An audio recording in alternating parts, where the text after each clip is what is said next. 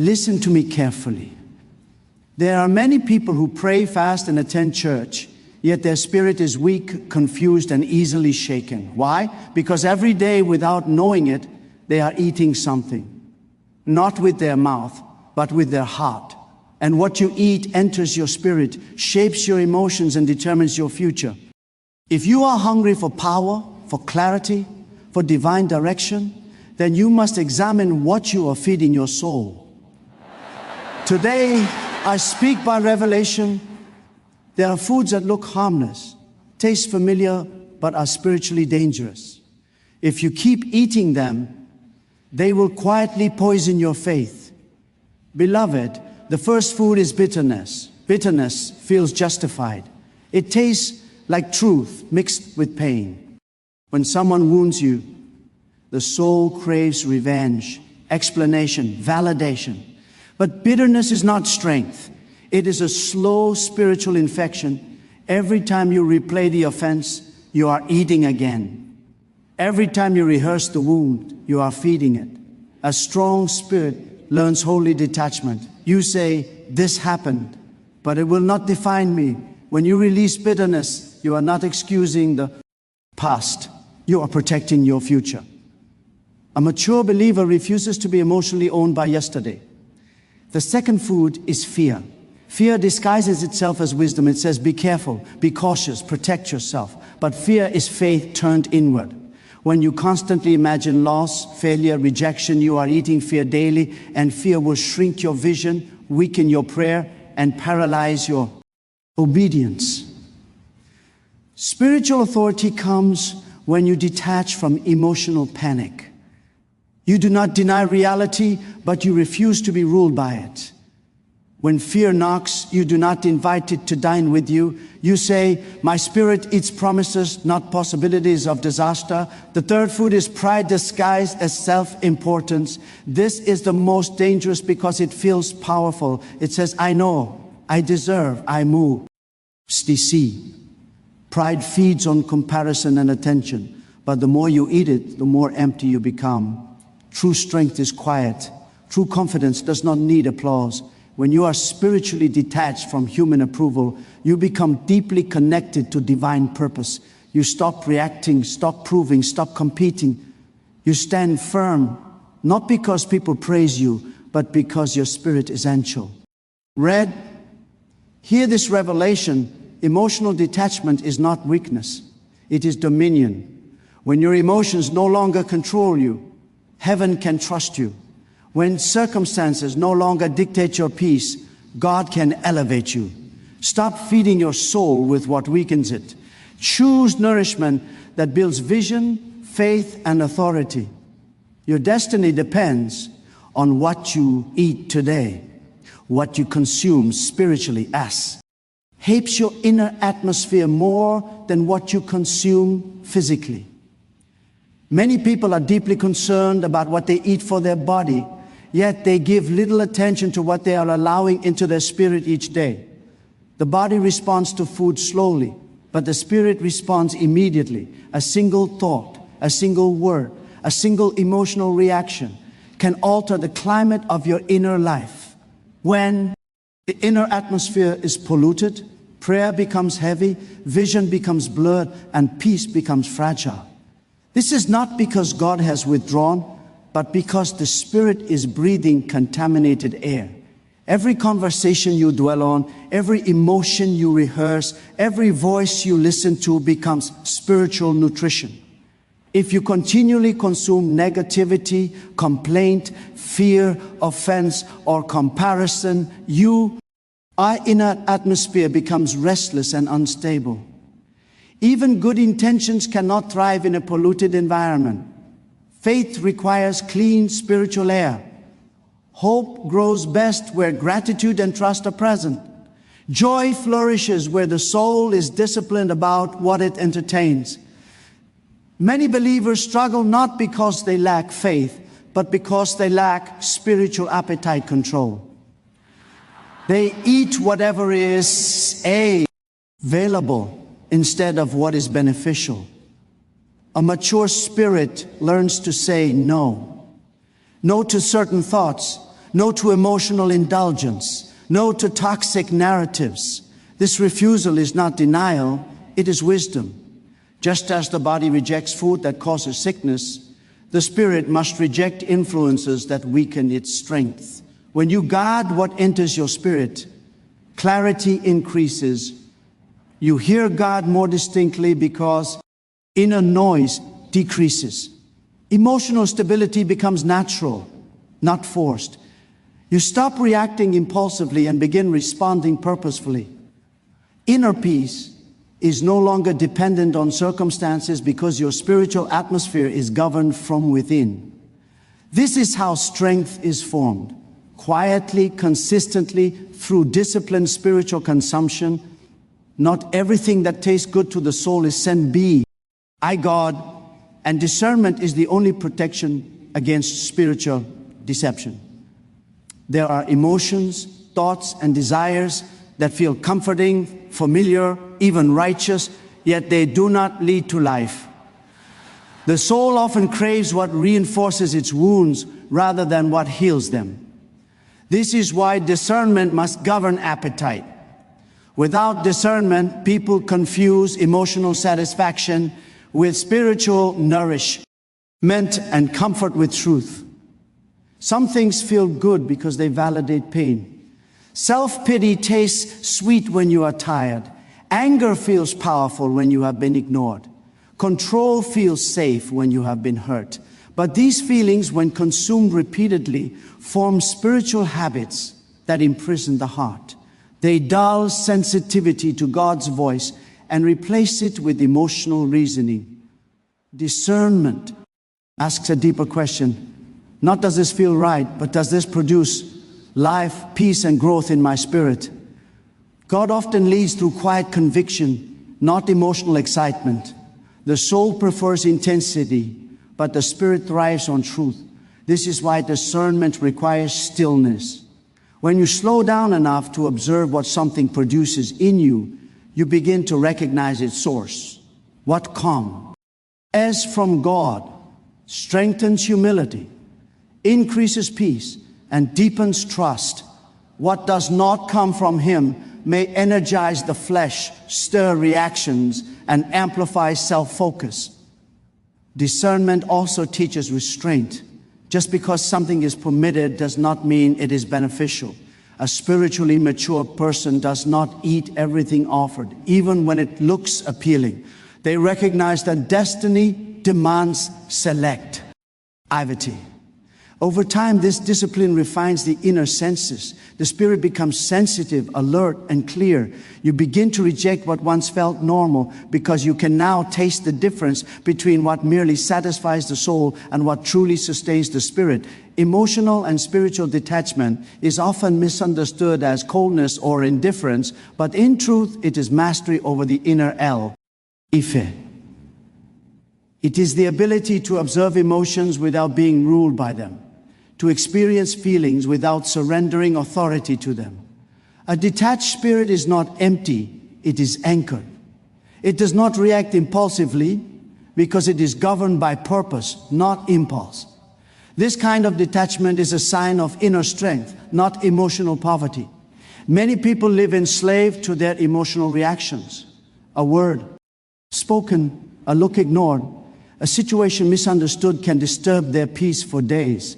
This is not sensitivity, it is lack of spiritual boundaries. When the spirit is strong, emotions take their proper place as servants, not masters. Detachment allows you to feel deeply without losing clarity.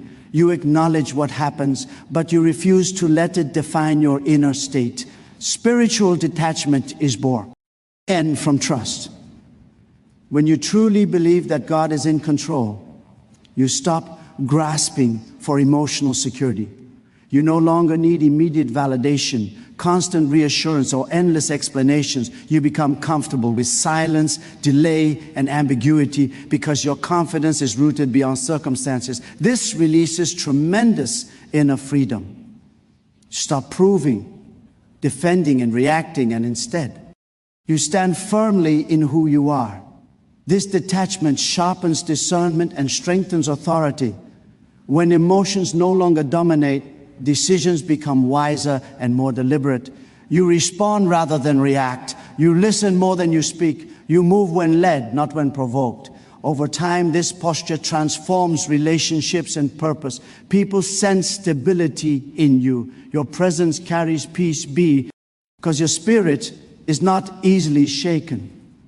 This is not emotional distance from people.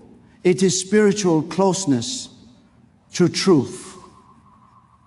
A strong spirit refuses nourishment from fear, bitterness, and offense, because it understands that these emotions weaken authority from within. Fear shrinks vision, bitterness poisons perspective, and offense hardens the heart. None of these produce life, yet they are easily consumed because they feel justified in moments of pain or uncertainty. Strength is not found in denying these emotions exist, but in choosing not to feed them.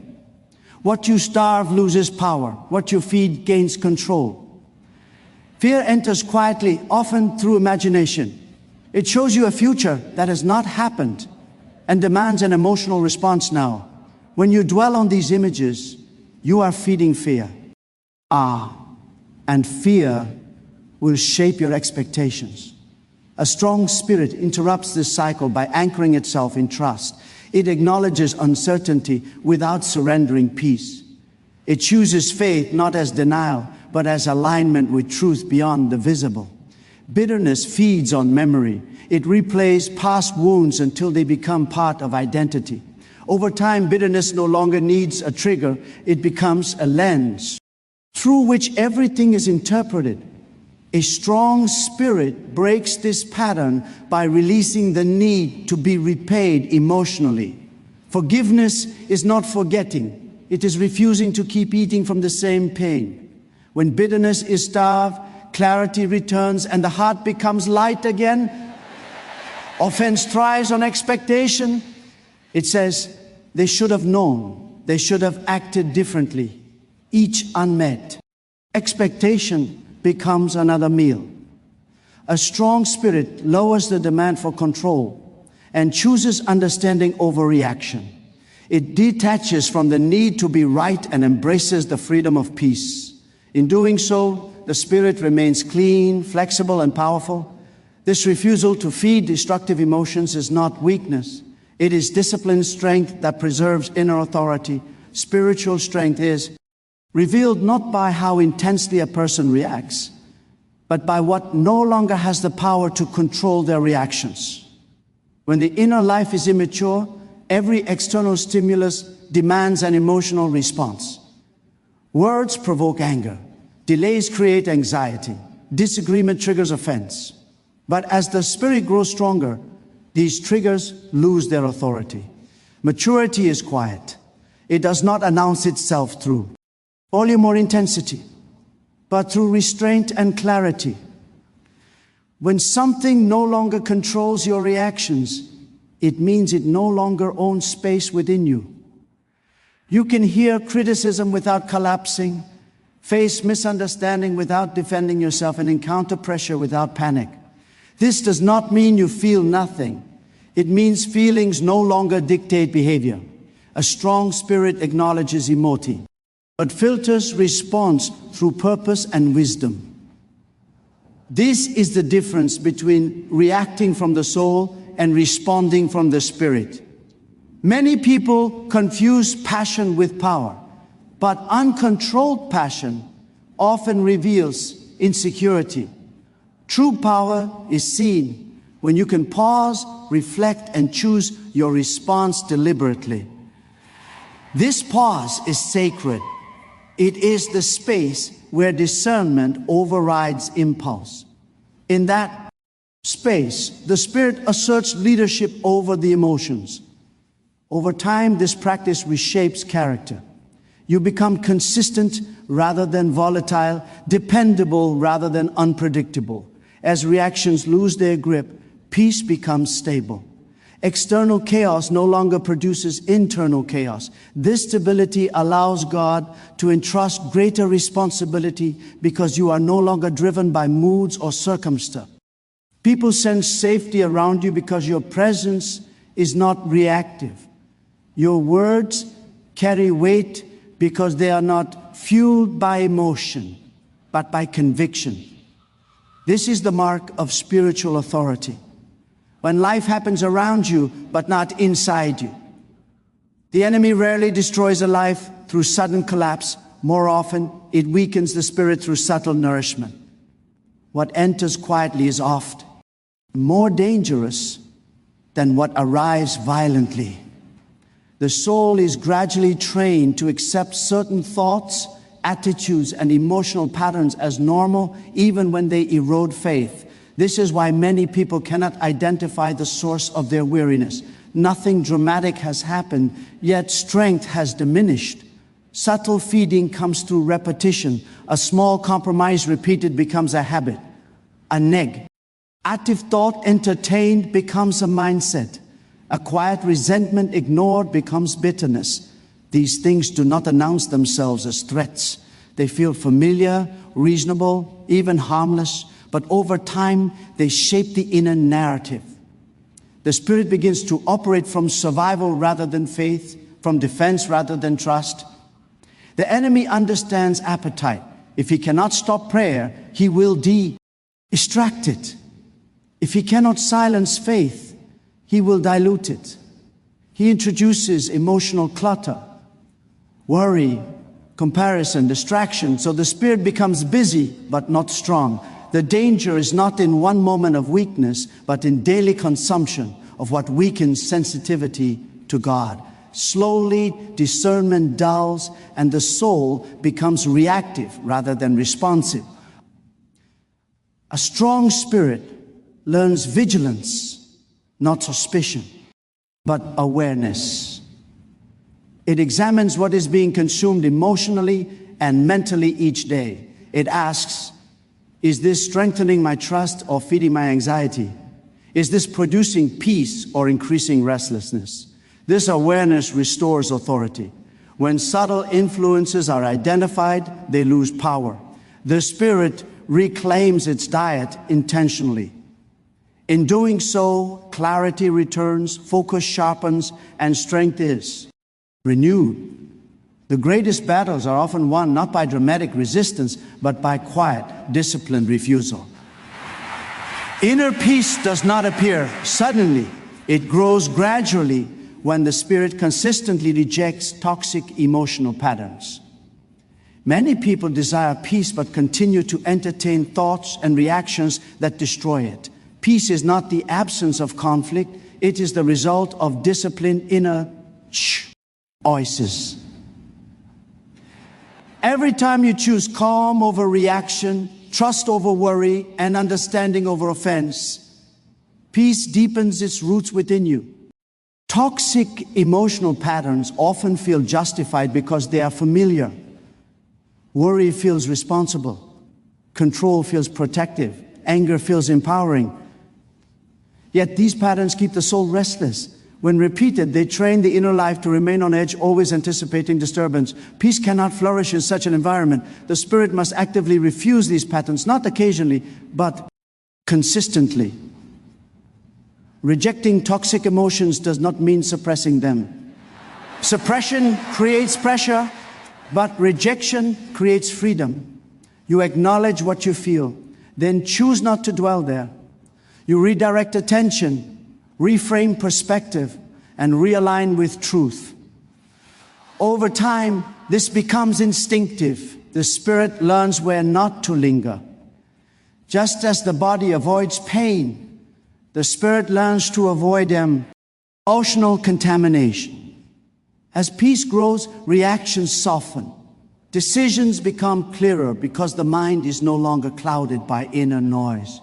Relationships change because you no longer engage from emotional excess. You listen better. You respond with patience. Even when pressure arises, peace remains present because it has been cultivated, not borrowed from circumstances. This cultivated peace strength, hence faith. When the inner world is calm, the voice of God is easier to recognize. Confidence increases because you are no longer internally divided. Peace becomes your default state, not something you chase. It is the fruit of a disciplined spirit that has learned to say no to what disturbs and yes to what sustains life within. Purpose demands discipline because destiny is not sustained by Isaiah alone. Many people feel called, inspired, and motivated, yet they lack the discipline to protect what that calling requires. Purpose attracts pressure, distraction, and temptation. Without discipline, spiritual appetite becomes uncontrolled, and the soul begins to crave comfort more than fulfillment. Discipline is not restriction, it is alignment. It trains the inner life to choose what serves as destiny rather than what soothes emotion. Spiritual discipline begins with awareness of appetite. The soul naturally seeks what feels good in the moment, especially when tired or discouraged. It wants relief, validation, and escape. Purpose, however, requires nourishment that builds endurance, clarity, and strength. This often means saying no to certain emotional indulgences, conversations, habits, and thought patterns that drain focus. A disciplined spirit eats intentionally. It does not consume everything offered simply because it is available. This discipline is revealed most clearly in unseen moments. When no one is watching, the choices you make either feed purpose or weaken it. Do you rehearse fear or reaffirm trust? Do you dwell on offense or release it? Do you compare yourself to others or stay committed to your own assignment? These quiet decisions shape spiritual stamina. Over time, they determine whether purpose remains a burden or becomes a source of life. As discipline grows, the soul becomes less reactive and more focused. Emotional highs and lows lose their power to derail direction. You stop needing constant motivation because commitment has taken its place. RPOs become steady rather than fragile. This stability allows growth to be sustained, not just initiated. Destiny unfolds not through dramatic moments, but through daily disciplined choices that protect the spirit from unnecessary depletion and keep it aligned with what truly matters. What you tolerate internally will eventually dominate externally. Because the inner life always leads the OU. Churn life. Many people attempt to change circumstances without addressing what they have allowed to remain within. Thoughts, attitudes, and emotional patterns that are tolerated quietly grow roots.